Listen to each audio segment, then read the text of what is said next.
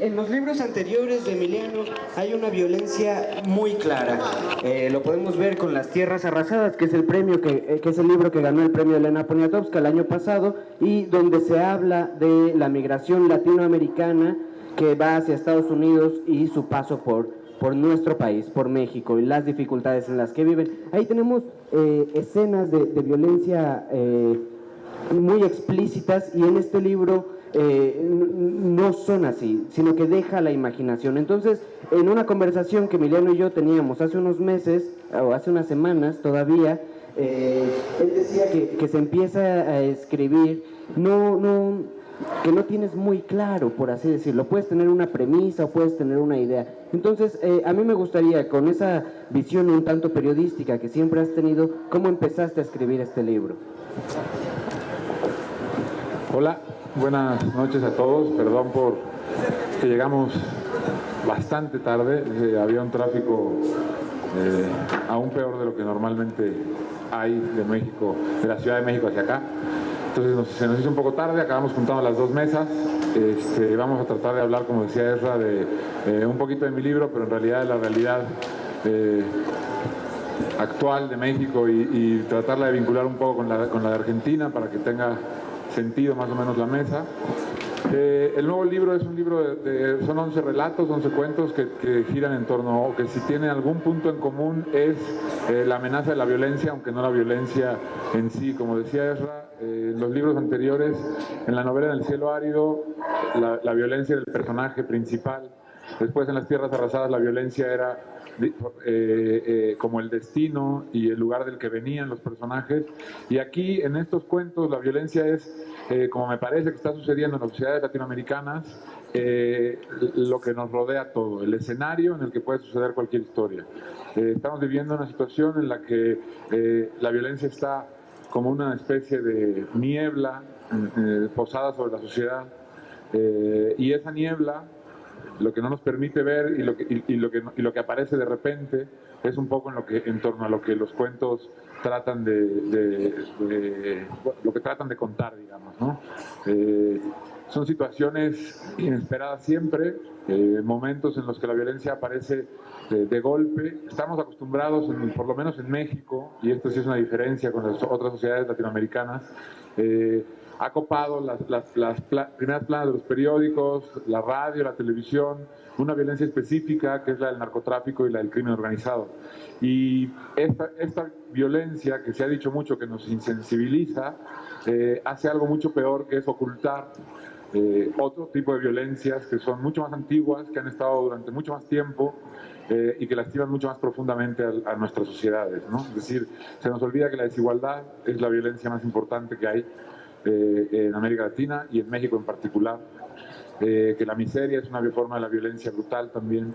Se nos olvidan las violencias íntimas, las violencias que hay en casa, las violencias que hay con la gente que queremos. Todas esas violencias que pasan a un segundo plano y que quedan ocultas son, digamos, el tema de los cuentos de este libro, ¿no?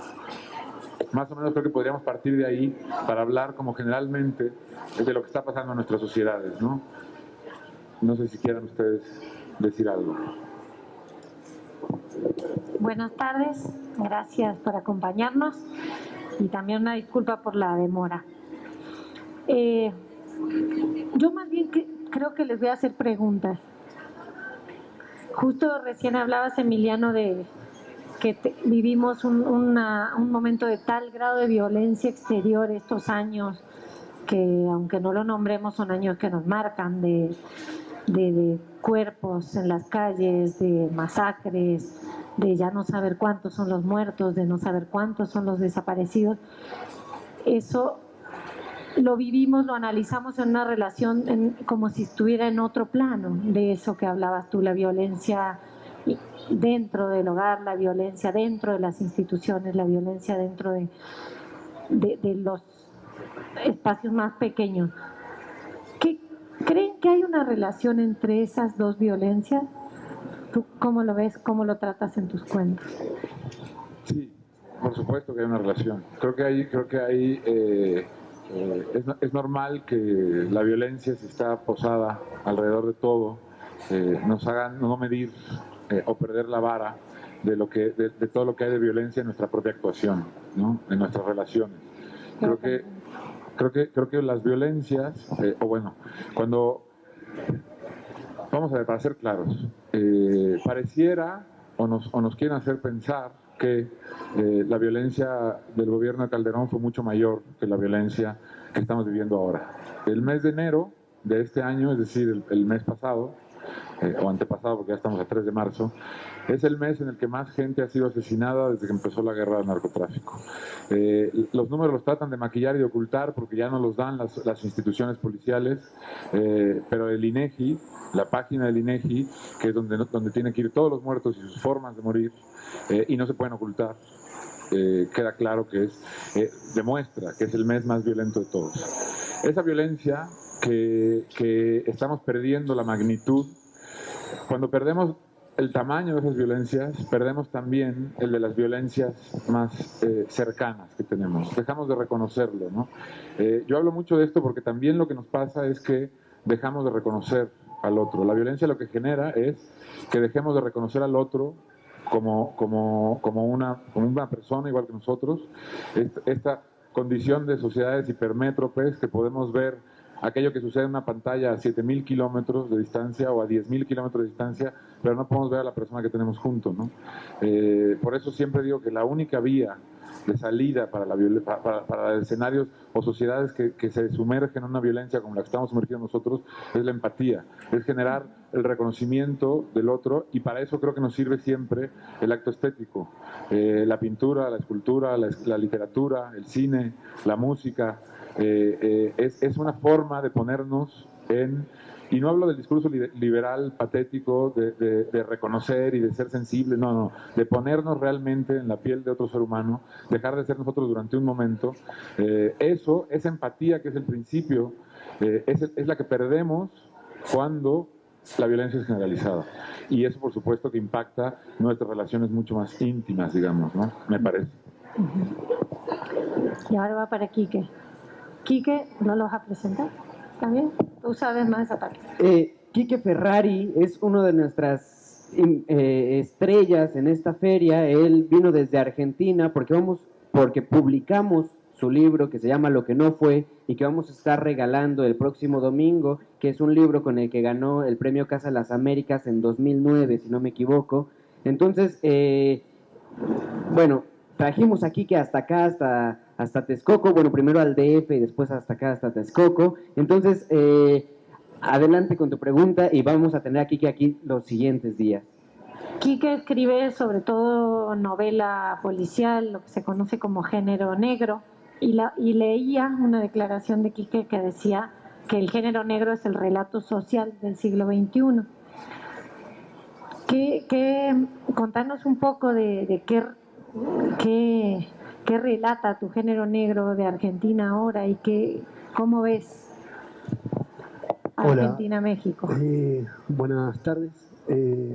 Una vez más nos disculpamos por el horario y por haber amontonado mesas. Es raro, estoy compartiendo una mesa presentando un libro que no tuve oportunidad de leer. Bien, la frase de la novela policial como relato social, digamos, como novela social fines del siglo XX, principios del XXI, es una idea en principio de Paco, que muchos de nosotros retomamos y retomamos post facto, digamos. Nos encontramos escribiendo género negro y nos dimos cuenta que escribíamos unas novelas con una profunda crítica radical a las sociedades de la izquierda. Quiero decir, yo cuando lo pensaba esto, las primeras veces que los dije, o que lo empecé a maquinar, me parecía suficiente la definición, después me pareció que quedaba corta. Quiero decir, la literatura es un evento social, toda la literatura es literatura social porque está hecha con lenguaje. Y a mí me parece que ahí, además de los contenidos, claro que en los contenidos el género negro narra la sociedad en la que vive, porque habla del crimen, y el crimen es como una versión entre microscópica e hipertrofiada del sistema social, Si uno puede descular cómo funcionan las organizaciones criminales, es muy fácil entender cómo funcionan las empresas legales. Si uno entiende los sistemas de funcionamiento del narco, es muy fácil comprender cómo funcionan los estados. Y en definitiva, la apropiación de dinero que hacen a través del crimen las organizaciones criminales o incluso los pequeños criminales en nuestros barrios no difieren en demasía de la apropiación del capital que hace la patronal en todas sus formas. Entonces, en ese sentido, en general, nos permite pensar el sistema en el que estamos metidos, pero en lo particular me parece que los usos del lenguaje, desde quién decidimos contar, qué historias decidimos contar, con qué herramientas, si los narradores saben todo lo que está pasando o no saben lo que está pasando, da cuenta de una forma de pensar el entramado social.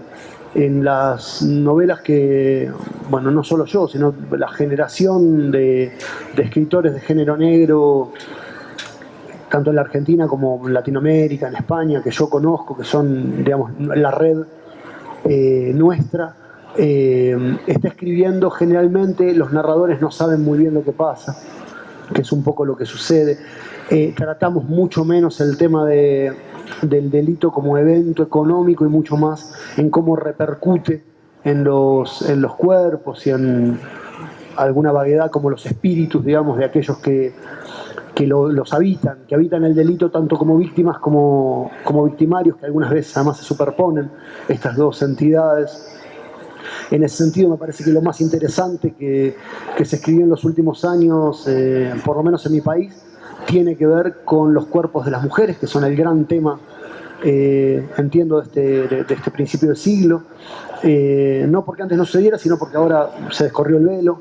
El próximo miércoles, en un montón de lugares del mundo, en mi país va a ser muy, muy grande, hay un gran paro nacional de mujeres, paro internacional de mujeres, una movilización muy fuerte, en la que se empezó a visibilizar la especificidad de la violencia contra la mujer, que es doble. Es la violencia que sufrimos todos los que no somos poseedores del capital, todos aquellos que vivimos una vida de trabajo, y además una segunda instancia de violencia que tiene que ver con el hecho específico de ser prácticamente una herramienta de producción y reproducción en el sistema en el que vivimos.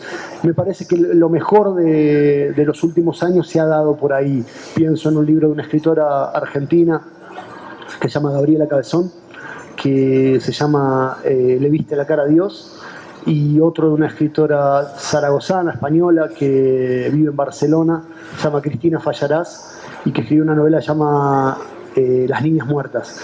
Entiendo que por esos rumbos, lo que está pasando en los cuerpos, y la mejor manera de explicarlo es qué pasa en los cuerpos de las mujeres, es por donde anda la literatura de género hoy, contando lo que nos está pasando como sociedades.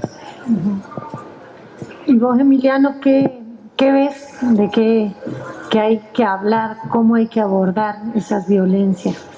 Desde la ficción también, porque sí lo trabajamos mucho desde, al menos los que estamos en el periodismo, es una cosa que hacemos cotidianamente tratando de darle cierto enfoque, el registro, la documentación, pero cómo incluir esto en la ficción, cómo incluirlo de una forma que promueve esa empatía, que no vacíe la parte dolorosa de la violencia, la parte incomprensible de la violencia, y que nos sirva para pensar y frenar esto. Bueno, primero un poco como decían, está el asunto del lenguaje, ¿no? Que es el principal y el que pone la distancia mayor, digamos, entre la ficción y la no ficción.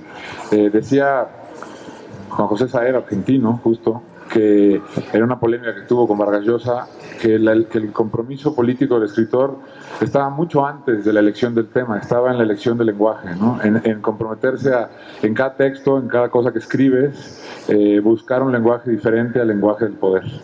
Entonces, en esa elección de lenguaje está lo primero, ¿no? Y después creo que la gran, o cada quien tendrá su propia estrategia, pero en mi caso en particular, la manera que busco para poner distancia porque yo sí escribo de temas que podrían aparecer en las páginas de un periódico de pronto, ¿no? Entonces, encontrar esa distancia, como no es temporal, como no es algo que sucedió, o no es algo tampoco completamente imaginario, la distancia que pongo yo es reconociendo que el periodismo, que la crónica, lo que buscan o debieran siempre tener como principio es la idea de la verdad. Y la ficción tiene que tener la idea de la veracidad. Es decir, construir algo que sea casi real, pero al mismo tiempo absolutamente irreal, ¿no? Que lo que quede es la misma sensación, pero no la historia de la cual partiste, un pretexto nada más, ¿no? Y acercarme a las violencias de otra manera. Por ejemplo, hay un cuento en particular que trata solamente de una pareja que se va a vivir a un pueblo. En el pueblo nadie les habla y el cuento se trata del silencio que se empieza a generar en torno a esta pareja. Y un poco de lo que trato de hablar es de estos pueblos que primero fueron abandonados en muchos lugares de México por la migración, que se quedó muy poca gente en estos pueblos y que, aprovechando esa situación, el crimen organizado se apoderó de los lugares, ¿no? Y lo que sucede es que la gente que queda ahí empieza a dejar de utilizar ciertas palabras. Hay palabras que no se pueden decir por miedo a las consecuencias que puede haber. Y cuando la violencia llega a impactar incluso ahí, cuando la violencia empieza a cortar incluso el lenguaje con el que nos comunicamos, es difícil pensar que llegue que pueda ser peor, ¿no? Decías tú que el asunto está en los cuerpos, y es absolutamente cierto, pero está también en la manera en la que se comunican esos cuerpos.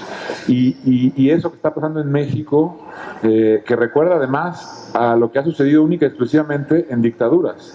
Y eso, ustedes que vienen de Argentina lo saben mejor que nosotros. Cuando uno vive en situaciones de dictadura, se dejan de utilizar palabras, y en México se están dejando de utilizar palabras sin que aparezca la idea de que vivimos en una dictadura. Pero en este país hay un golpe de Estado que se dio, y que se dio hace ya varios años, y que se está formalizando con la ley que están tratando de aprobar ahora en el Congreso para darle el control de la seguridad pública al ejército. Es decir, estamos viendo una situación realmente límite, ¿no? Y eso, acercarse a eso, hay que buscar, si es desde la ficción, metáforas, por supuesto, ¿no? Formas de reconvertirlo. Y siempre digo también, todos nosotros hemos escuchado o incluso hemos dicho que el gran valor, o uno de los grandes valores de Pedro Páramo, es que así hablan todos los campesinos de México. Y la verdad es que no ha habido ni habrá nunca jamás un campesino en México que hable como hablan los campesinos de Pedro Páramo. Pero la gran virtud del libro de Rulfo es haber conseguido que todos creamos que así habla el campesinado mexicano, porque hizo posible que así existiera todo un México que hablara así, ¿no? Eso es lo que busca la ficción, creo, a diferencia del periodismo o de la crónica, ¿no?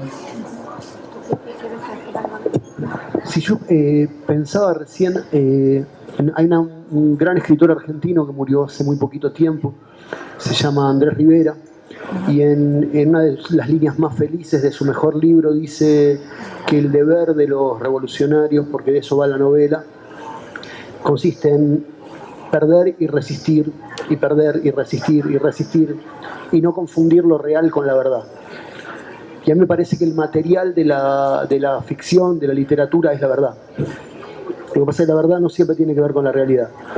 Yo ayer charlaba con un periodista y decía, supongamos que uno hace periodismo y entonces quiere dar cuenta de esta tragedia institucional que nos pasó, que es que el 51% de la población votó a un Peña Nieto nuestro.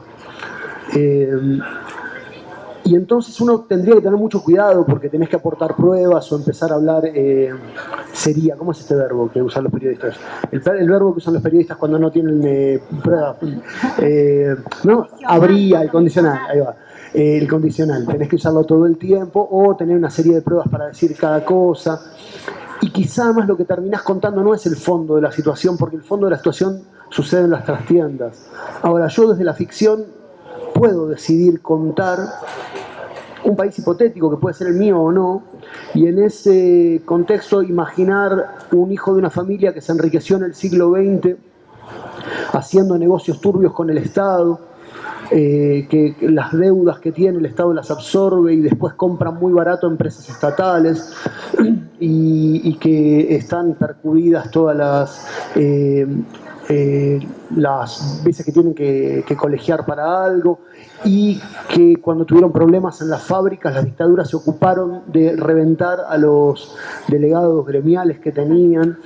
Y entonces imaginemos que yo puedo pensar que inventan un partido político vacío de contenido y que llegan finalmente al gobierno, y que entonces ese gobierno es el gobierno de los gerentes de las empresas. Yo lo puedo decir todo esto, porque no necesito ninguna fuente argumental.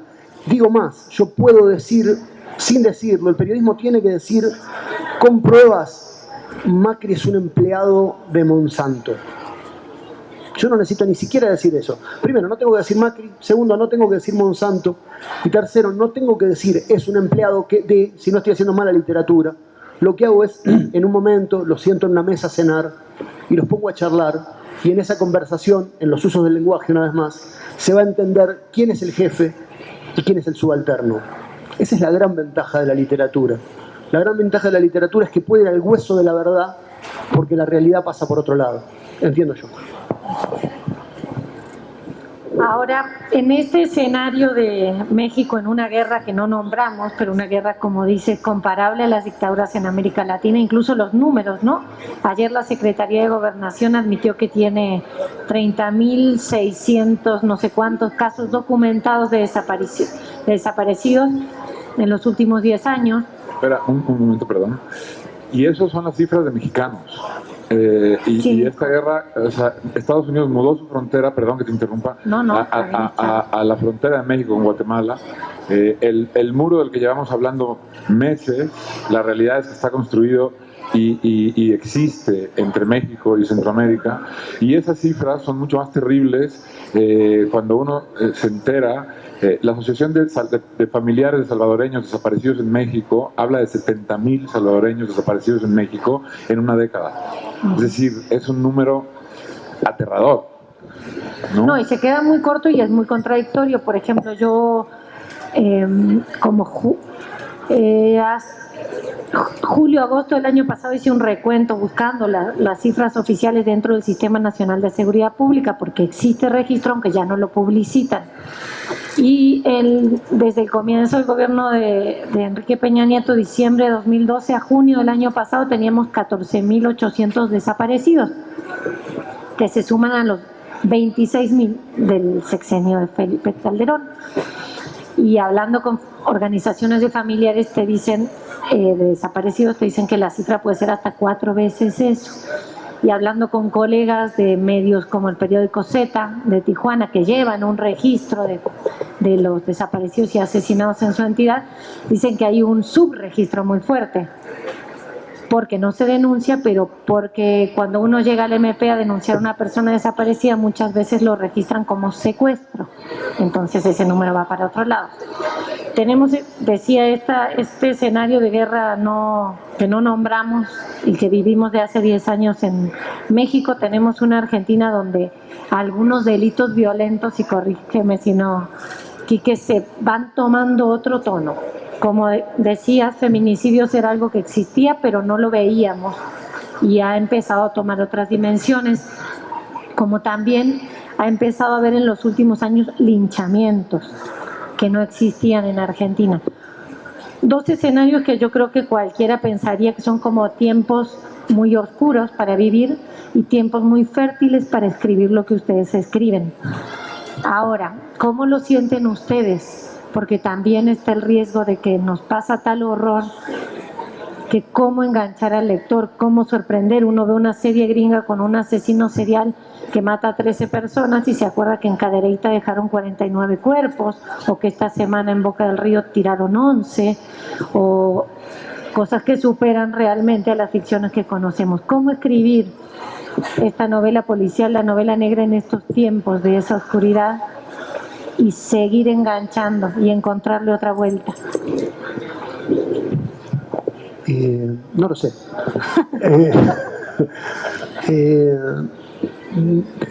No, de verdad no tengo idea.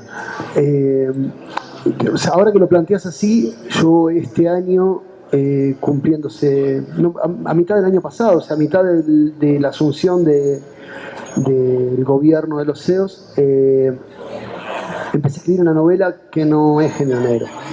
No es género negro. Empecé a escribir una novela que es ciencia ficción, ponele. Hay 2 muertos, así que se va a leer como género negro porque todo lo que yo escribo se lee ahora como policial, pero no lo es. Digo, quizás salí de ahí porque ahora no va a ser un lugar habitable en lo inmediato. La verdad es que no lo sé. Nos vamos a dar cuenta, entiendo yo, más en retrospectiva, cuando veamos qué se escribió estos años. Me parece casi siempre en las épocas oscuras la literatura tiene la virtud de ser lateral, ¿no? Yo pienso que las 2 mejores novelas policiales que se escribieron en la Argentina en los años de la dictadura o inmediatamente anteriores, una se llama El Cerco, que es de un rosarino que se llama Martini, en la que hay apenas un muerto y todo el mundo sabe quién fue, es un error. Lo que hay es un tono muy amenazante de presión sobre una clase social, que es lo que pasaba en 1975, y el otro, Respiración Artificial, de Ricardo Piglia, en lo que no hay ninguna cosa policial en ninguna parte.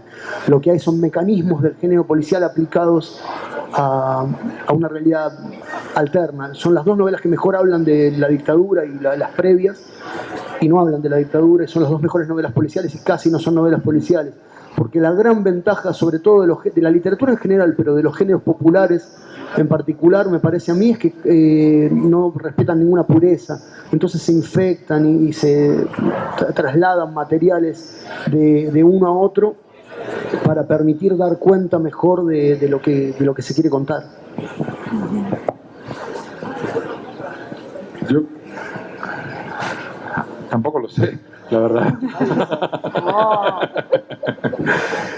Creo que como dices, uno encuentra libros que parecería que son los que mejor lo hacen, y entre sí son mecanismos completamente distintos, ¿no? Pensaba, por ejemplo, ahora que decías esto, pensaba yo en libros de Yuri Herrera, mexicano, y pensaba también, por ejemplo, para hablar de temas así, Los Ejércitos, de Belio Rosero, el colombiano, ¿no? Y son cosas completamente distintas, construidas completamente diferente, y sin embargo creo que tienen la virtud ambos, y creo que el de Piglia, Respiración Artificial, también, de rodear, de ser como, digamos, estar como funcionando como mosquitos o mayates alrededor de un foco, ¿no?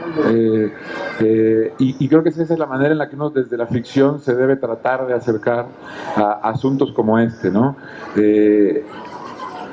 Pensaba al principio de la pregunta, no sé bien ni siquiera por qué, en que cuando uno lee novela negra, por lo menos a mí me pasa, me recomiendan a un autor sueco y leo una novela negra de un autor sueco en el que hay 5 muertos, y me cuesta mucho creer o sentir esa novela porque estoy convencido de que en la novela hay muchos más muertos, muchos más asesinados que en Suecia en los últimos 20 años, ¿no?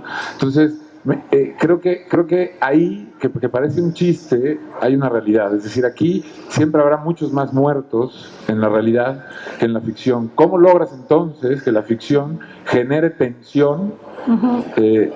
Creo que precisamente dando esas vueltas, ¿no? Rodeando, y eso es lo que nos pasa en toda América Latina, ¿no? Por eso creo que decías, esta otra novela que decías que no conozco, hay un solo muerto, y es quizá el asunto, ¿no?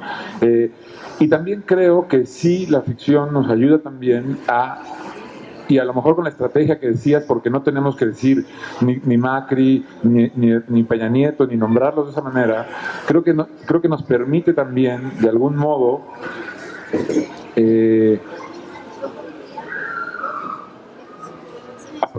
híjole, me fue. No, creo que nos permite la ficción en ese sentido, como cavar siempre alrededor del hoyo, digamos, ¿no? Y creo que eso es lo que uno busca cuando está haciendo ficción. Además me parece que eso nos permite hacer una obra que sea, que si no es crónica lo que estamos haciendo, que sirva más allá de ahora mismo. Yo pienso, una de las mejores maneras de entender la irrupción de la violencia como un hecho cotidiano es leer a David Goodis, que es un norteamericano que escribió en la década del 40, o Jim Thompson, claro, bueno, vienen juntos, viste que vienen juntos. O digo, una novela que hay que leer cada un tiempo y hay que leerla con amor, es Espartaco, de Howard Fast, porque habla de lo que va a tocar hacer. Yo creo que vamos a escribir menos en estos años, porque va a haber que salir mucho a la calle, va a haber que tirar muchas piedras, va a haber que hacer muchas cosas que no se hacen encerrado en la casa escribiendo. Entiendo que esto va a haber novelas, vamos a tener que ir a buscar, ese material está ahí, hay que leer a Bertolt Brecht todo el tiempo, todas las veces, sobre todo en las horas oscuras. Él dice, en las horas oscuras vamos a salir a pelear, pero también vamos a dar cuenta de esto. Y entonces me parece que para que todavía respiración artificial funcione y sea actual, es porque no está pensado con los tiempos del panfleto, está pensado con los tiempos de la literatura, que son otros, que son estos que él dice, son laterales, ¿no? Son unos caminos distintos, como nos trajo Ezra hasta acá. Los caminos distintos que nos trajeron. ¿No se quieren que hagamos un diálogo mejor? Que algunas preguntas ustedes que quieran hacer. Pensando que Emiliano presenta ese libro, que Quique viene de Argentina. ¿No hay micrófono? Sí, si te puedes acercar y ya me acerco yo también. Gracias. Buenas noches a todos. Me gustaría que, de alguna manera, con todo respeto, tomaran en cuenta que hasta ahorita lo que he visto es que están hablando del fenómeno de la violencia, pero había que buscar atrás cómo es que nace la violencia, qué es la esencia de la violencia. Y yo creo, me anticipo, que la violencia nace precisamente cuando nace la propiedad privada. Antes, en el comunismo primitivo, no había violencia, o la violencia se hacía por sobrevivencia, por lugares que había más comida, ¿no? Más donde recolectar o cazar o pescar. De tal manera que cuando realmente nace es cuando nace la propiedad privada. Y de ahí, partiendo de ahí, todos los tipos de violencia son precisamente el nacimiento de la propiedad privada. Ahora en el tiempo que estamos, los capitalistas en esencia lo que buscan es la máxima ganancia, y buscando la máxima ganancia es como estamos explotados. Los países ricos, poderosos, tienen a toda Latinoamérica, África, Asia, con una violencia increíble, ¿no? Increíble, porque la violencia más cruel es la de la guerra, en donde no hay ninguna posibilidad de sobrevivir, porque pelean con ligas, con resorteras, y los gringos, en especial, pues con bombas, ¿no? De tal manera que, bueno, hay lanzo para ustedes que son buenos para escribir. Espero que algún momento también vea yo un escrito sobre esto. Gracias. Señor. Bueno. Yo voy a hacer como un recuento. Sí han hablado un poco de eso.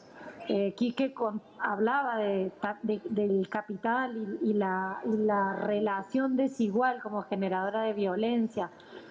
También habla de Emiliano hace un rato, no exactamente de eso, pero de lo que genera violencia, las otras violencias, la desigualdad, la miseria, las violencias íntimas. Tal vez sería un ejercicio interesante enumerar un poquito qué es violento. Hay una violencia evidente de la sangre, los muertos, los cuerpos. Hay otra violencia que es la de la desigualdad, la de la pobreza. Otra que es la del... Bueno, tienen mucho que ver esas dos, pero ¿qué otras cosas son violencia? Por ejemplo, pienso en una canción de rock and roll argentino que dice, violencia es mentir. Sí. ¿Qué violencias hay en nuestro tiempo, en nuestro entorno que alimentan a este monstruo que nos traga, esta niebla que decía Emiliano, que nos tiene atarantados? ¿Qué piensas? También, sí, tienes toda la razón. Yo creo que sobre lo que decía el señor y lo que hemos estado diciendo, primero que es difícil pensar que la violencia aparece a consecuencia de algo. Yo siempre he creído que la violencia aparece con el hombre, como aparecen todas las demás cosas del hombre, ¿no? Eso creo que es así. Creo que después hay épocas, como hay personas, más o menos violentas, por un montón de cosas. Y creo que el gran riesgo de meterse a decir por qué es que entonces nos metemos en el asunto de establecer criterios morales y éticos que son difíciles, y la ficción tiene que rehuirlos, desde mi punto de vista. Creo que hay que dejar que la situación sea la que es en el libro para que alguien, el lector, haga esa valoración. Evidentemente que se aceleran ciertos procesos de violencia mucho antes que con la aparición de la propiedad privada. Es decir, se aceleran desde que se ejerce el poder de un hombre sobre otro. Es decir, desde que aparece el amo y el esclavo, que es anterior, digamos, ¿no? Ahora, también creo, y esto es lo más importante, que la violencia no solamente es todas las que reconocemos y las que enumeraba Paula, sino también que tenemos que tener conciencia de que no todo lo que parece violencia lo es. Y me refiero a que también cuando hablamos de violencia, y lo hacemos desde ese punto de vista, acabaríamos hablando de civilización y de barbarie. Y ahí hay que tener mucho cuidado porque ¿quién dice quién es el civilizado? Siempre se dice desde un lugar, y desde ese lugar también se dice qué es y qué no es violento. Cuento rápido una historia que creo que nos puede ayudar como a pensar esto. Hace unos meses, los pocos presos que quedan todavía en Guantánamo, los cuales no tienen derecho a tener ningún objeto que sea propiedad de ellos, es decir, propiedad privada, y a los cuales les limitan muchísimo el contacto con herramientas, les dan de comer y de beber en unos vasos y en unas tazas que son de un material epóxico particular que no pueden convertir ellos en un arma, que no pueden afilar, que no pueden nada.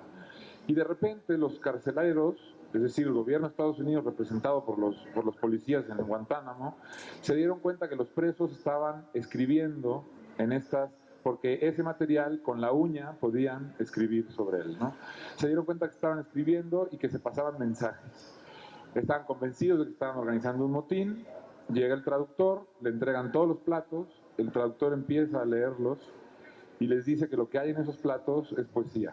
Poesía sobre la vida cotidiana, poesía sobre la circunstancia en la que están los presos, y que no están organizando ningún motín. Entonces, es decir, el civilizado, el que decide que es violento, está convencido de que lo que están escribiendo los bárbaros es un motín, o están planeando un motín. Y los bárbaros lo que están haciendo es escribir poesía. Poesía que les quitan y que les prohíben los civilizados. Entonces, ¿cuál es el acto violento en toda esa historia? Hay que tener como mucho cuidado, ¿no? Cuando hablamos de las violencias, porque hay también violencias que no vemos y que desconocemos, y que a veces hay también actos que no son violentos y que nosotros decidimos desde una superioridad moral o ética, porque además vivimos en un momento en el que la ética y la moral de todos nosotros que estamos aquí en este momento se parece mucho más a la de un ciudadano de Tokio y a la de un ciudadano de París que a la de un campesino que está a 70 kilómetros del lugar en el que estamos. Entonces, vamos a juzgar las violencias desde dónde y cómo, ¿no? Creo que eso también hay que tener mucho cuidado. Bueno, a ver, varias cosas. Primero, entiendo que lo que decía el compañero que pidió la palabra recién es la aparición de la sociedad de clases, más que la aparición de la propiedad privada, que, como aclaraba recién Milano, es bastante posterior. Y yo entiendo que estamos todos más o menos de acuerdo en esto. El tema es que se transforma en una herramienta ineficaz. Digo, vos y yo sabemos esto. Sí, la violencia nace con la sociedad de clases y probablemente, esperamos todos, desaparecerá con la sociedad de clases. Y entonces, mientras tanto, ¿qué? Porque tenemos este problema. No vamos a terminar con la sociedad de clases este mes, ni el mes que viene, ni para Navidad. Ni tampoco antes de que mi hija sea adulta. Y mientras tanto yo quiero que mi hija viva en un mundo un pelín menos violento cada vez. Entonces tenemos que tomar algunas resoluciones intermedias entre el final de la sociedad de clases, que va a ser un proceso bastante violento, por cierto, y ahora mismo. Ahora, además, todo esto nos compete en tanto ciudadanos, en tanto trabajadores, o lo que sea que seamos. Me parece que el rol nuestro como escritores probablemente no está en encontrar las razones, sino en un poco contar lo que vemos o el mundo que imaginamos. Yo no pienso la literatura tanto como un espejo, ¿no? Más como un martillo, ¿no? Me parece que lo que hacemos es crear unos mundos paralelos que sirvan para cotejar con este y entonces sacar algunas conclusiones. A veces el mundo se parece a este y lo estamos replicando, y a veces no se parece nada a este y lo estamos proponiendo como utopía o como distopía, o como otro mundo paralelo que nos permita cotejar y generar pensamiento crítico. Y todo eso lo hacemos nada más que con los hechos, me parece. Cuando uno se pone a pontificar, ¿no? Un poco lo que decías vos, nos ponemos a explicar las cosas, medio que te estoy tratando de ganado. Yo te cuento una situación, acá pasó esto y esta persona habló con este y hablaron en estos términos. Y las conclusiones las sacarán ustedes, los lectores, porque el libro yo lo único que hago es empezarlo. No, yo no me canso de repetir esto. Yo escribo libros, hago escritura nada más. La literatura no la hago yo, la literatura sucede después. Mucho después, cuando uno de ustedes se encuentra con el libro y lo lee. En ese diálogo sucede la literatura. El lector solo no hace literatura, el escritor solo tampoco. Y entonces ese diálogo es un diálogo de muchos caminos, porque hay multiplicidad de lectores. De hecho, hay el mismo lector muchas veces en la vida, y en cada lectura probablemente llegas a distintas conclusiones, porque el mundo es otro o porque vos sos otro. Entonces, una vez más, los caminos de la literatura son un poco más laterales, un poco menos explícitos, y por esto mismo entiendo yo que más eficaces. Más comentarios, preguntas.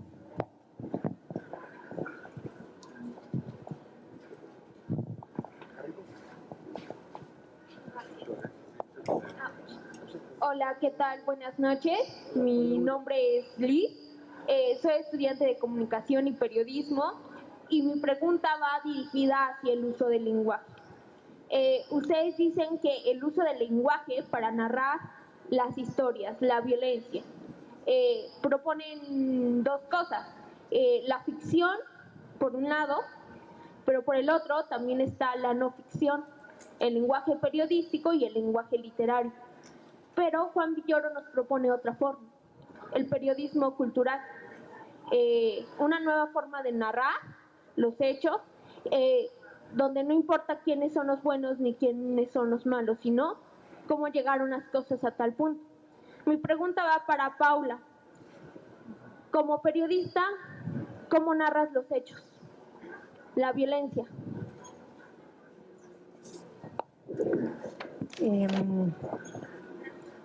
Yo como periodista, cuando cubro violencia, que ha sido los últimos años cada vez más, trato en primera de narrarlo de una forma que sea legible, que no lo quieras abandonar a la segunda línea porque todo es muy tremendo, de valerme de herramientas de la crónica, mucho menos elevada, mucho menos desarrollada de lo que ellos trabajan.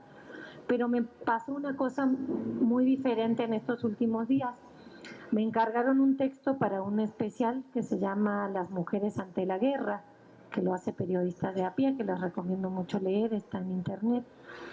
Es una serie de textos sobre distintas situaciones que se ha vivido y cómo lo han vivido, cómo lo han enfrentado, cómo lo han padecido también las mujeres en estos 10 años.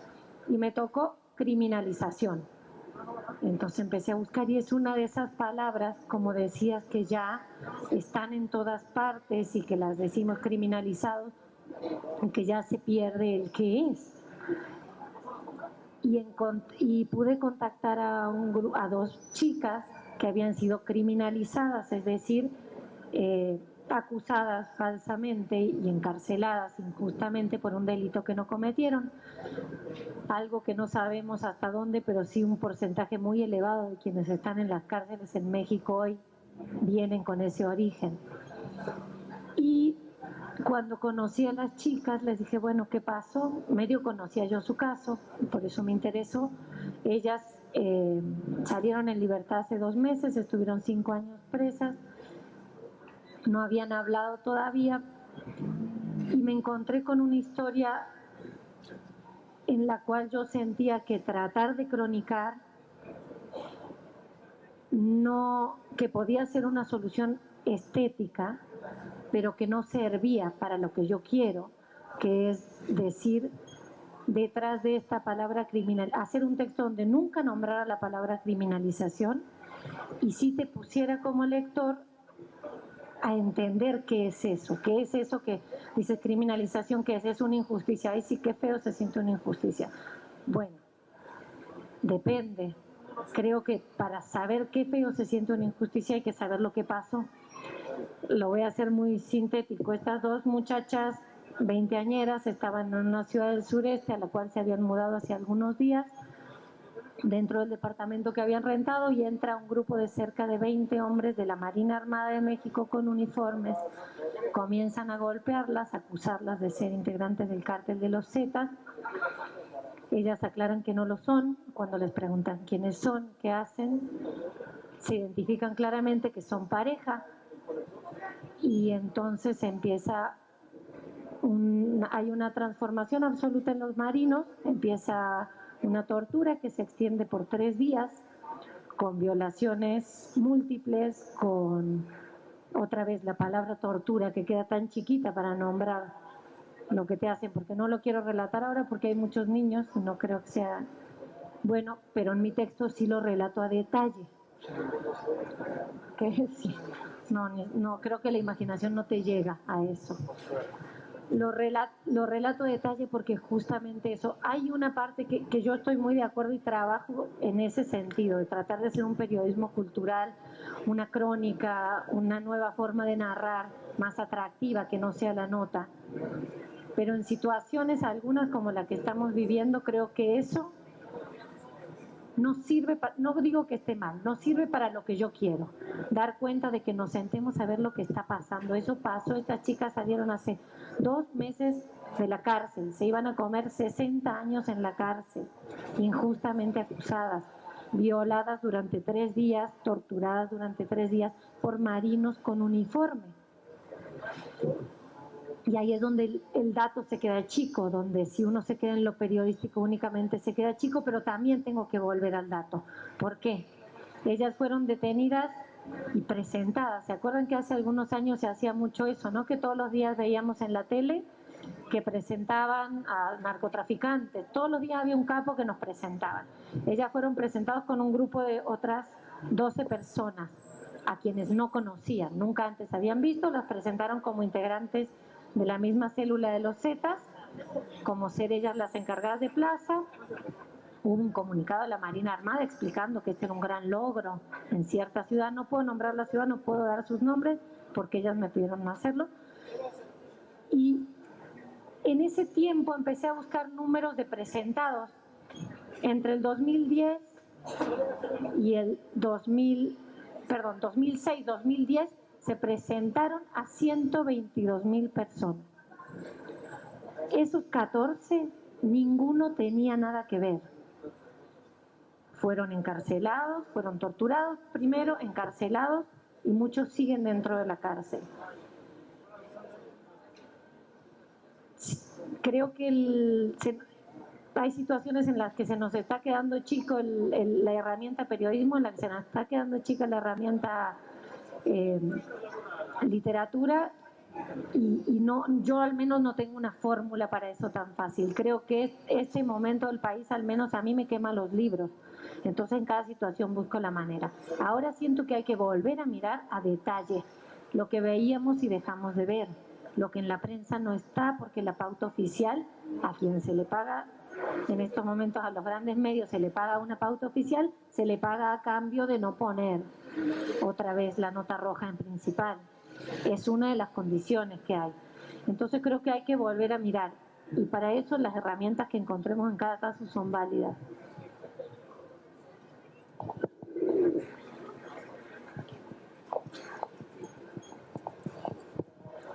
Hola, No, mira, es más el público que hay, entiendo lo que vos querés decir, que el que yo busco. Probablemente el público que yo busco es un público que no me va a leer. Así que para llegar al público que yo busco, en definitiva sería tu pregunta, ¿cómo haces para llegar al público que vos querés llegar? Yo no tengo idea, supongo que experiencias como estas deben ayudar un montón. La verdad que yo no soy un difusor cultural, no tengo grandes ideas de cómo hacer las cosas. Quiero decir, si el día que hagamos la revolución no me llamen de ministro de Cultura porque no sabría qué hacer. Pero entiendo que cualquier emprendimiento tendiente a llevar la literatura a las barriadas, a las fábricas, debe funcionar. Después hay un problema de una de las primeras violencias que nombraba el compañero, que es la violencia de los músculos y los nervios, decía Trotsky, que es un tipo que labura 10 horas en una fábrica, después llega a la casa y no quiere sumergirse en una novela, y mucho menos en una que le exija alguna clase de esfuerzo. Entonces no lo sé, no tengo idea cómo se haría. En mi caso la experiencia se dio, yo gané un público lector chiquitito, una cosa muy en miniatura todo lo que hablo, ¿no? De trabajadores en estos meses en mi país, porque los medios de difusión en mi país descubrieron que yo, además de escribir libros, limpio el piso en el metro. Entonces hay un sector de compañeros que les pareció que leer capaz que era una boludez, pero que leer a uno que además es un trabajador igual que ellos, valía la pena. Entonces gané un pequeño público de laburantes. Pero la verdad es que no tengo idea, ojalá hubiera una fórmula en la que pudiéramos llegar a todos los barrios, a todas las fábricas, a todas las escuelas. No sé cómo es. No, yo estoy completamente de acuerdo. Creo que es muy difícil saberlo como desde el lugar en el que estoy yo, que es el del escritor. Creo que como decías, los promotores culturales saben mucho más del asunto, ¿no? Es también creo que muy difícil, y además este tipo de preguntas que nos haces, que son muy, muy inteligentes, los escritores siempre van a darte una respuesta completamente inventada, igual que siempre que tratamos de hablar de nuestros libros, porque el libro, cuando lo escribes, solamente estás escribiéndolo, y después cuando los tienes que explicar, empiezas a inventar una cantidad de cosas para que tenga sentido el trabajo que hiciste, ¿no? Exacto. Totalmente. Un lector te dijo algo, sí, más o menos. Perfecto. Y lo utilizas en todas las siguientes entrevistas, tal cual. Un periodista te dice algo que dices, mira, qué bien está eso de mi libro, y lo usas en todas las demás entrevistas.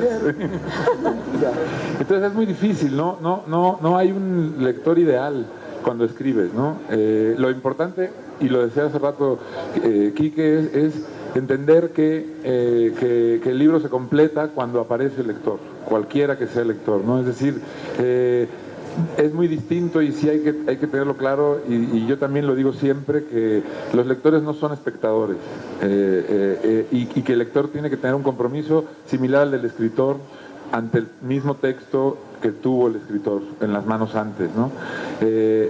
Y también, otra vez, como decía Quique, es muy difícil pensar que se le puede exigir a alguien que llega agotado de trabajar, y no solamente de trabajar 10 horas, sino de antes haber estado 3 horas en camino al trabajo y luego 3 horas de regreso del trabajo. Es decir, las campañas de lectura tendrían que empezar siempre por buscar que los gobiernos generen espacios de entretenimiento de calidad para los ciudadanos, y que entonces el ciudadano pueda decidir en qué va a utilizar eso y tener la capacidad de hacer el esfuerzo lector, ¿no? Pero más allá de eso es bien difícil.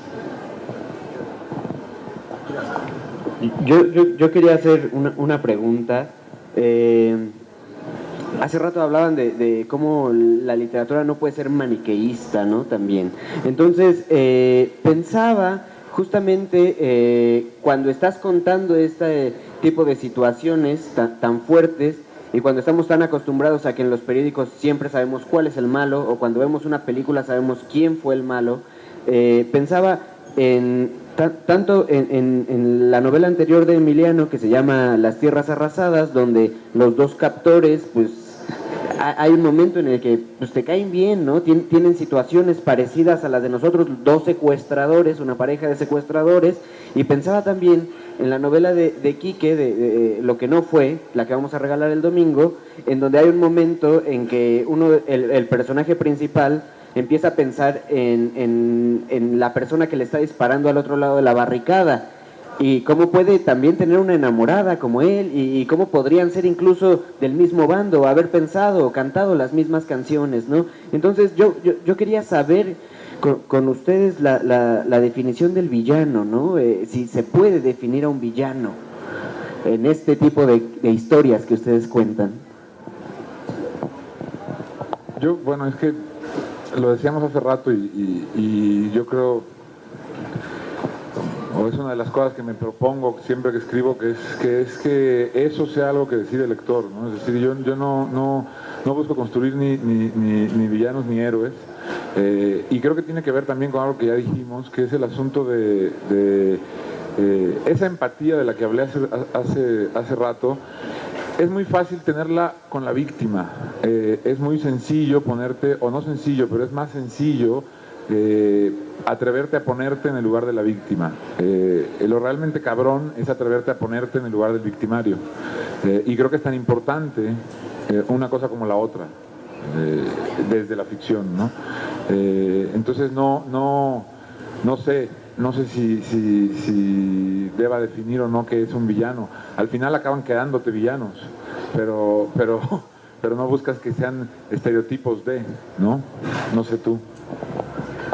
Bueno, sí, yo creo en los buenos y en los malos. Al contrario de lo que propone Villoro, yo creo que sí, que hay buenos y hay malos. Hay un montón en el medio y los que son buenos a veces son malos y los que son malos casi nunca son buenos.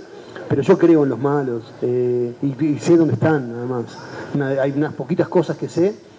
Quizá no sé quiénes son todos los buenos, no sé quiénes son todos mis amigos. De lo que estoy seguro es quiénes son mis enemigos. Y entonces, bueno, lo que no fue es una novela que trata igual, el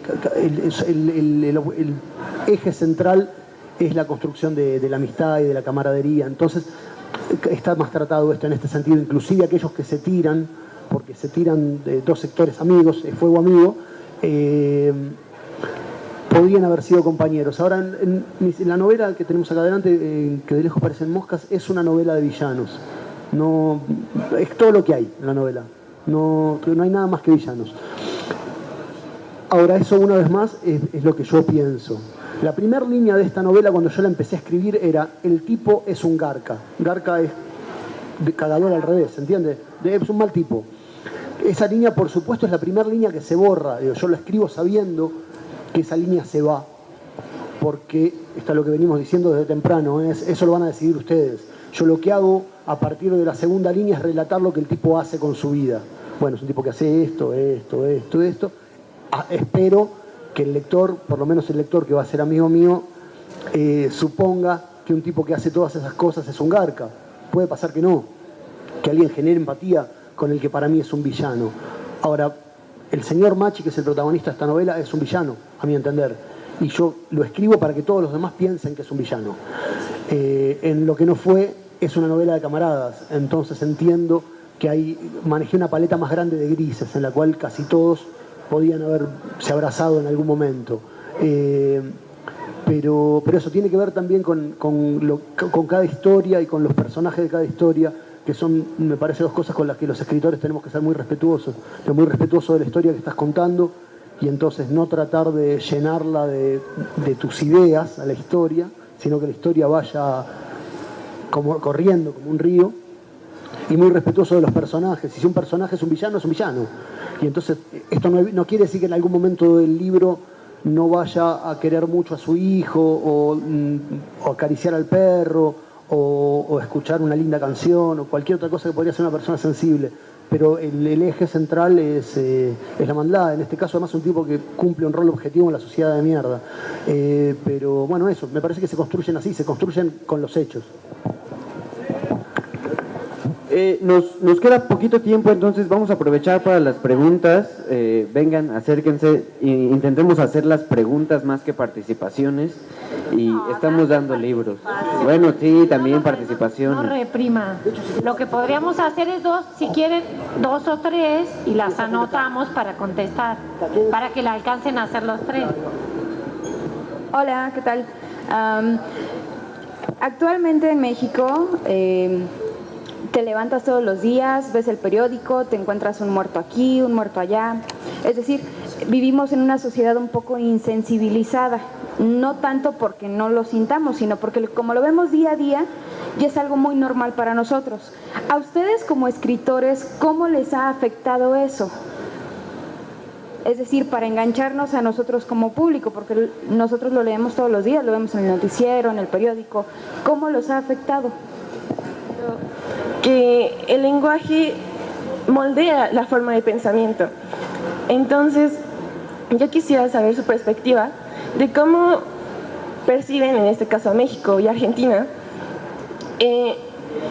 que la sociedad está recibiendo actualmente ese tipo de lenguaje como la batalla que se mencionaba, que está implícita ahorita, cómo influye esos actos violentos que previamente ya se hablaron, y cuál es su opinión respecto a eso, cómo lo llegan a transmitir mediante lo que ustedes van relatando en sus libros. Y bueno, básicamente esto. Y gracias.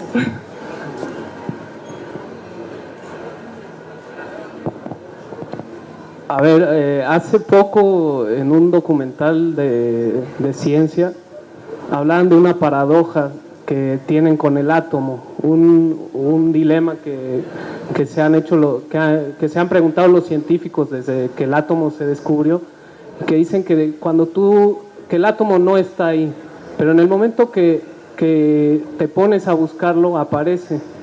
Existe esta paradoja y no se sabe la respuesta, ¿no? Pero pareciera que el impulso de buscarlo produce que el átomo exista, ¿verdad? No sé, no me malentiendan, no me refiero a que crea en las hadas o algo así, pero ¿no les pareciera que en un mundo donde en cierto plano de la realidad todo está rodeado de violencia, no sé si es posible realmente voltear hacia otro lado, hacia otro tipo de historias, hacia historias donde haya habido triunfos, donde haya habido resistencias que hayan logrado avances? No sé, por ejemplo, si hoy aterrizara yo aquí de la nada, pues aterrizaría en un lugar que no me parece violento, que me parece que está promoviendo cultura, que está haciendo otra cosa, ¿no? Un mundo distinto. Yo quiero creer que el mundo está caminando hacia una conciencia donde ese engrane de violencia empiece a ir hacia otro lado. Hace rato mencionaban que no hay manera que el cambio que vaya a ocurrir ante la revolución no vaya a generar violencia. ¿Creen que es imposible que volteando hacia otro lado la violencia termine por encontrarme? A ver, ¿cómo? ¿Cuáles quieren responder? No, yo solo vengo a poner. No, te toca, venga. Tomás tu lugar de pilotear la mesa. Empezamos con la primera y respondemos todas las preguntas. Dale. La primera era, a ver si anoté bien, sobre una sociedad insensibilizada, cómo nos ha afectado, cómo hacen los escritores para engancharlos como público, si es algo que ven todos los días. Yo los últimos días he estado pensando mucho porque me molesta y me perturba esta idea de que ya nos acostumbramos a esto y de que cada vez nos vamos acostumbrando un poquito más. Y leía en el mismo especial que les vengo promocionando de Mujeres ante la Guerra, un texto de Sara Uribe que dice una cosa que creo que es muy importante: reconocer que acostumbrarse es diferente que adaptarse. Tal vez nos adaptamos porque no nos podemos mover de nuestro municipio, aunque sea uno de los más violentos. Ustedes viven en el Estado de México, el de mayor índice de feminicidios de los últimos años. No puedo creer que se hayan acostumbrado a ver morir a sus mujeres, sus madres, sus hermanas, sus hijas, sus amigas y a ser asesinadas de esa manera impunemente. Entonces creo que hay que empezar a cambiar un poquito nuestro pensamiento y pensar a detalle en estas cositas puntuales. Como una cosa es, yo no sé si estamos insensibilizados, estamos adaptándonos nos hemos adaptado, estamos viviendo un momento muy jodido. Quiero pensar que no nos acostumbramos. Yo hasta hace 5 días pensaba que nos habíamos acostumbrado, que lo habíamos naturalizado y que todos éramos una mierda. Esta distinción de Sara Uribe me puso a pensar, sí, porque voy a Monterrey y entrevisto a madres y cuando estamos entrevistando me pasa lo mismo que en Veracruz, que entrevisto a colegas, amigos del colega asesinado, uno de ellos el día de ayer en Guerrero, Pineda, corresponsal de La Jornada, colaborador del Universal también, y te dicen, estamos parados acá y pueden pasar y pegarnos un tiro. Eso ya nos pasa en todas partes. Porque yo decía antes, ¿por qué no se van de acá? No, bueno, porque no te puedes ir, porque hay todo un mundo. Más bien pienso que la diferencia está entre adaptarse y acostumbrarse, hacer lo que sea para no acostumbrarnos. La parte de cómo engancha al público les toca a ellos.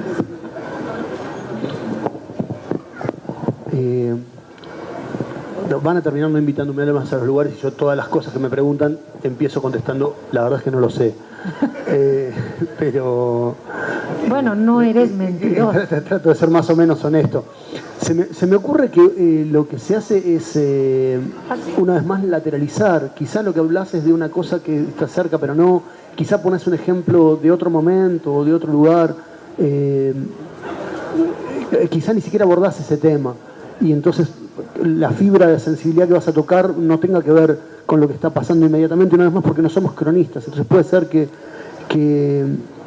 estemos laburando con otro material o con un material paralelo.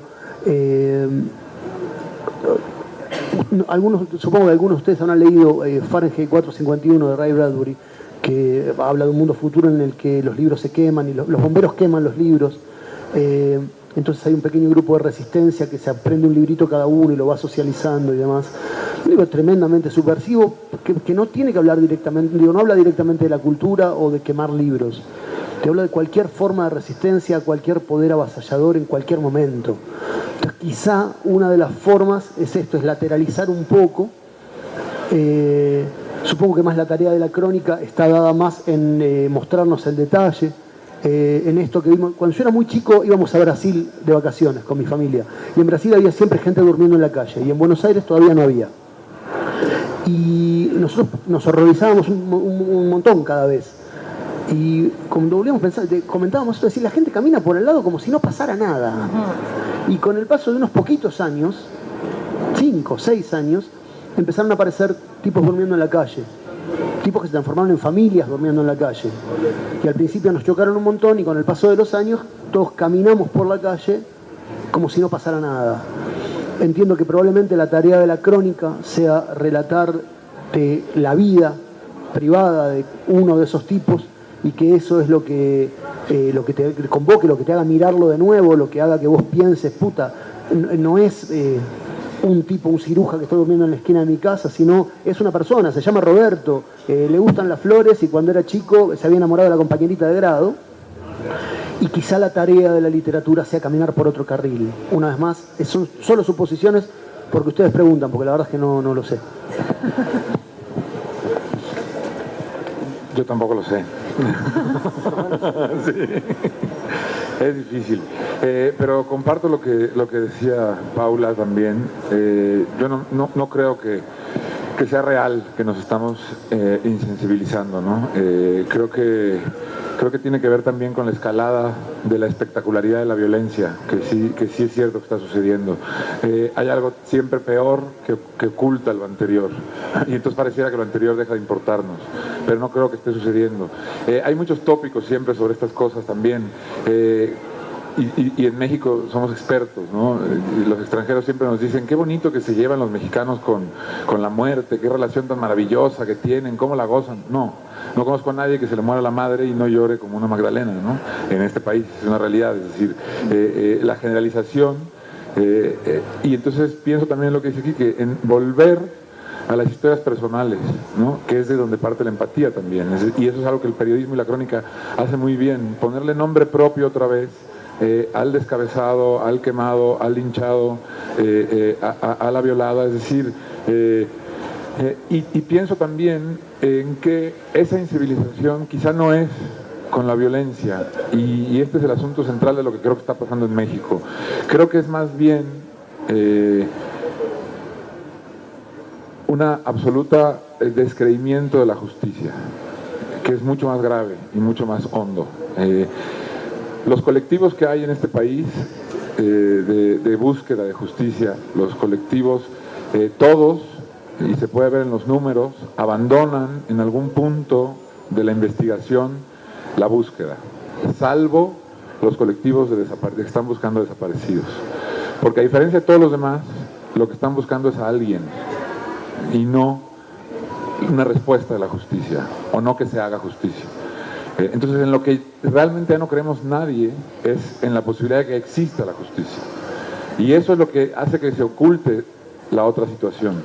Y en lo que tenemos que volver a creer es en eso, y a volver a exigir que la justicia vuelva, ¿no?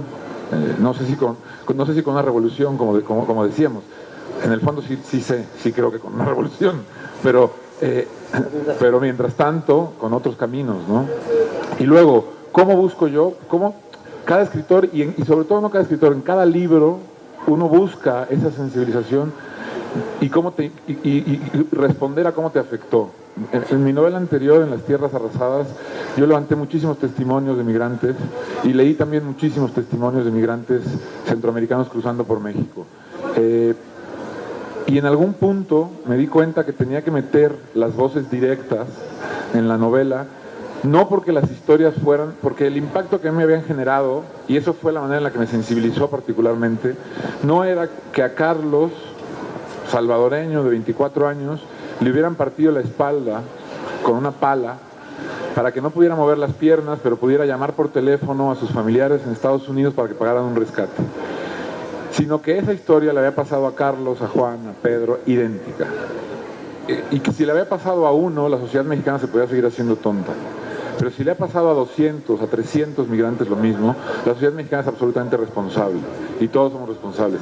Y esa circularidad de la misma historia, la repetición, me sensibilizó de una manera en la que yo quería que en la novela estuviera presente. Y por eso la novela cada tanto está entrecortada por la voz de una persona a la que le sucedió exactamente lo mismo, digamos, ¿no?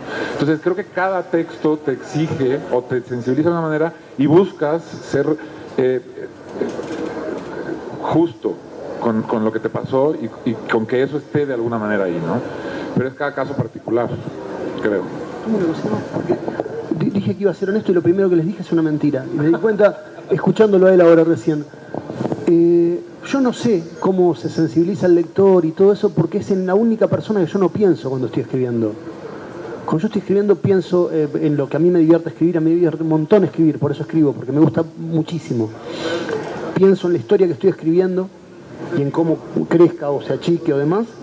Y pienso en mis personajes. En el único que no pienso nunca es en el lector, pues yo creo que el lector tiene que resolverse su problema como yo me resuelvo la escritura. Yo me ocupo de escribir, que el lector se ocupe de leer, ya verá cómo. Así que eso es lo que pasa. Yo no sé cómo se hace porque nunca estoy pensando en el lector. Tenemos que acortar nuestras respuestas, quedan 5 minutos. Segunda pregunta tenía 2 aristas. Por un lado, ¿cómo perciben a la sociedad mexicana y a la sociedad argentina? Y por otro, la mención de la limitación en el lenguaje en tiempos de dictadura y cómo el lenguaje moldea. ¿Cómo percibo yo a las sociedades? Veo a México, como lo definía Emiliano, en la niebla. En una niebla que es bastante infernal, una niebla calentita, no húmeda, no de Jalapa, más de Mexicali. Y ahora justo es un día que no soy tan pesimista, normalmente sí lo soy, entonces siento que todavía hay cosas que podemos hacer. Les puede pasar pero en el coche bien. Y como veo a Argentina también, como un poquito más manejado mi pesimismo, lo veía en un retroceso y ahora sí tengo la esperanza de que sea un tropiezo, que se pueda levantar, no en el sentido de votar a uno u otro partido, sino yo veo, ahora Quique podrá hablar más y mejor de esto, un tropiezo jodido no sé, regresé a mi ciudad que es Córdoba, yo también soy argentina y veo que ahora los ricos viven en barrios privados a las afueras, como Acacia, Toluca y La Marquesa y eso, y hay retenes a las motos en las que van jóvenes pobres para que no pasen para allá. Veo ese tipo de retrocesos que creo que son indisociables de un voto a la derecha, a un empresario que es el presidente hoy de Argentina, o veo retroceso en el sentido de que hemos conseguido meter a la cárcel a 700 genocidas en los últimos años, pero en estos últimos meses ya algunos le dan arresto domiciliario, otros violan el arresto domiciliario, se están dando sentencias más leves. Y el día de ayer en la causa de La Casita en Santa Fe, la hija de Eduardo Ramos, un ex policía represor que está siendo juzgado, amenazó a los jueces y les dijo: cuídense ustedes tres porque las cosas están cambiando. Ese es el tropiezo que yo veo y que espero que cambie. Y en cuanto a la limitación del lenguaje en dictaduras, ojo, que yo creo que la limitación del lenguaje no solo es en dictaduras. Hay un libro, porque yo soy más burra, soy periodista, pero leí algunos libros, el de 1984, de George Orwell, que creo que hay que leerlo, donde, por ejemplo, todo el tiempo el poder repite frases como la guerra es la paz. ¿Cuáles otras? La locura no es estadística. Y eso me hace pensar en hasta qué punto esto que nosotros nombramos democracia es democracia. No cabe dentro del concepto de dictadura para mí, pero tampoco me está alcanzando la palabra democracia para nombrar un país con más de 40.000 desaparecidos en 10 años, con más de 200.000 asesinados, con un número indeterminado, pero cerca de 100.000 migrantes desaparecidos y asesinados, con más de 1 millón de desplazados que no están registrados en ninguna parte, que todos tenemos un familiar, un amigo que se tiene que mover para salvar la vida, con la extorsión en cada tiendita de provincia y de la Condesa, de todo el país. Entonces, ojo, creo que el límite, al menos para mí, del lenguaje no es solo en las dictaduras, y en esta democracia tenemos como un lenguaje que nos está quedando chico desde el término mismo del sistema en el que vivimos. No sé cómo nombrar a esto, pero yo no creo que esto sea una democracia. Yo estoy completamente de acuerdo con lo que decía Paula. No solamente insisto en que en México se dio un golpe de Estado hace años ya. Creo que la democracia no existe en el tercer mundo en ningún lugar. Entonces es contradictorio, no es posible, ni siquiera en el primer mundo, pero en el tercer mundo, que es lo que me importa y lo que nos toca, no es ni siquiera una posibilidad. Habría que ponerle nombre, es difícil. Y siempre pienso en un pensador contemporáneo que es muy mal entendido, muy mal leído, que es Zizek, que sin embargo es muy inteligente y que tiene una frase o una idea que es muy interesante, que es cómo hemos llegado a este punto en el que somos capaces, escritores, periodistas, lectores y todo el mundo en general, de imaginar y pensar un mundo post-apocalíptico, pero somos absolutamente incapaces de pensar un mundo post-capitalista, ¿no? Y creo que eso está pasando en México particularmente. Somos incapaces de pensar un México post este México en el que estamos, ¿no? Y creo que es eso también lo que tenemos que hacer. Y lo que decía hace rato, ¿no? Creo que revalorizar y luchar por la justicia, o sea, por entender que la justicia sí es algo que nos merecemos y que tenemos que tener absolutamente todos, ¿no? Básicamente. Bueno, cortito porque estamos cortos de tiempo. Primero, en cuanto a la coyuntura nacional de mi país, nosotros veníamos de 12 años de un gobierno, a mi entender, que no es el entender de la mayoría de mis compañeros, tibiamente progresista. Un gobierno que fue lo mejor que a mí me tocó vivir de la vuelta de la democracia en el año 83 para acá, pero aclaro siempre, lo que pasa es que lo mejor de lo que me tocó vivir es más bien poco. Y hace un año que gobierna la reacción pura y dura. Quiero decir lo que decía recién Paula, ¿no? Los milicos empiezan a volver, los genocidas empiezan a volver a sus casas, empiezan a parar los juicios. Hay 200.000 o 250.000 despedidos, somos 40 millones nosotros. 250.000 despedidos en un año. Se están tratando de congelar las paritarias, que es donde discutimos sueldos. quiero decir, los servicios, luz, gas, teléfono,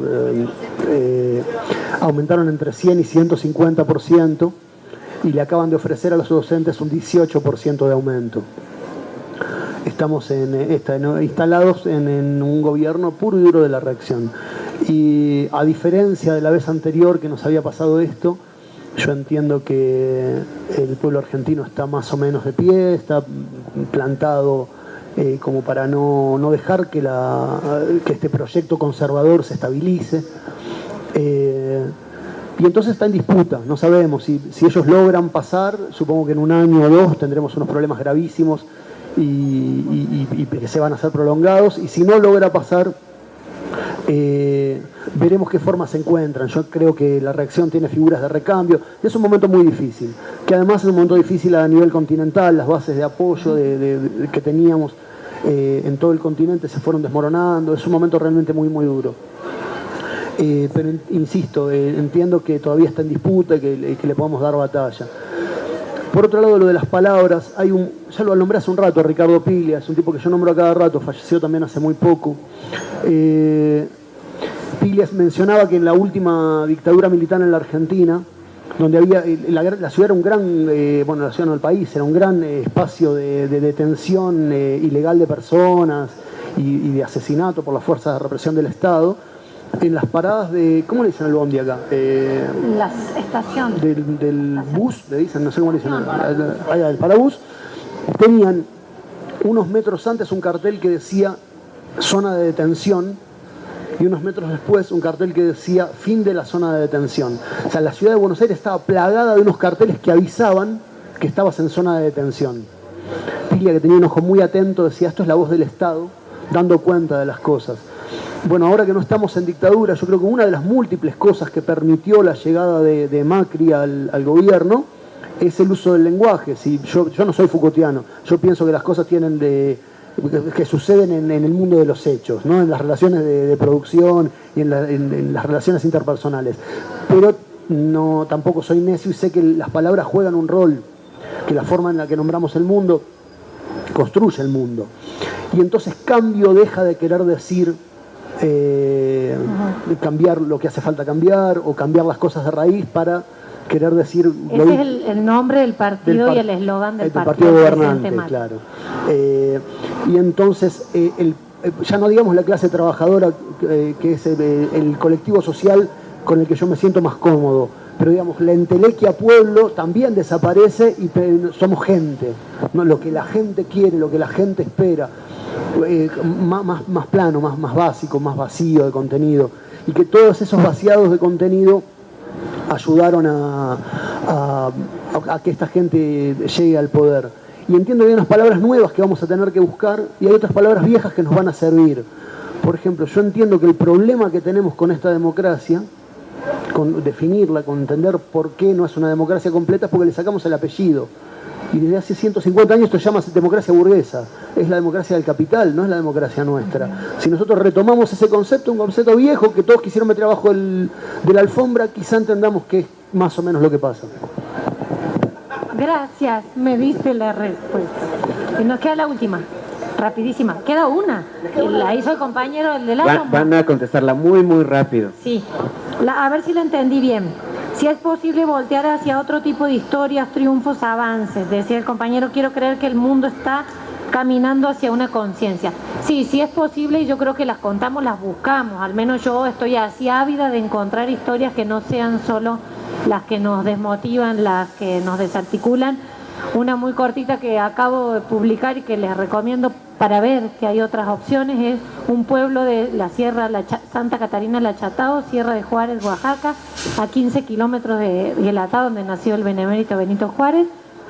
La comunidad se cansó de que el sistema de la SEP no funciona y dijo vamos a crear nuestra propia escuela. Y crearon una escuela que están diseñando donde hay 3 días de clase en el salón y 2 días en el campo, donde los padres son maestros y enseñan gastronomía tradicional, enseñan geografía local, enseñan usos y costumbres, herbolaria y zapoteco. Están recuperando zapoteco que ahí estaba extinguido, pero también inglés, porque muchos de sus padres son migrantes que se fueron y el pueblo está quedando prácticamente vacío. Quieren repoblar, quieren hacer su propia escuela y buscan un sistema alternativo.